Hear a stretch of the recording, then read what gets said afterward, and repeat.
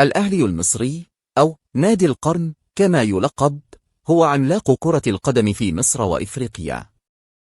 تأسس عام 1907 وهو الأكثر تتويجا بالألقاب المحلية والقارية، حيث يمتلك أكثر من 130 بطولة.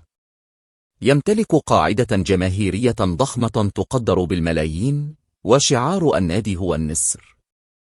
يعتبر الأهلي رمزا للوطنية والفخر المصري، ومبارياته دائما ما تكون حدثا رياضيا واجتماعيا هاما. من أبرز إنجازاته الفوز بدوري أبطال إفريقيا 11 مرة، والدوري المصري الممتاز 42 مرة. لعب في صفوفه العديد من الأساطير مثل صالح سليم ومحمود الخطيب ومحمد أبو تريك.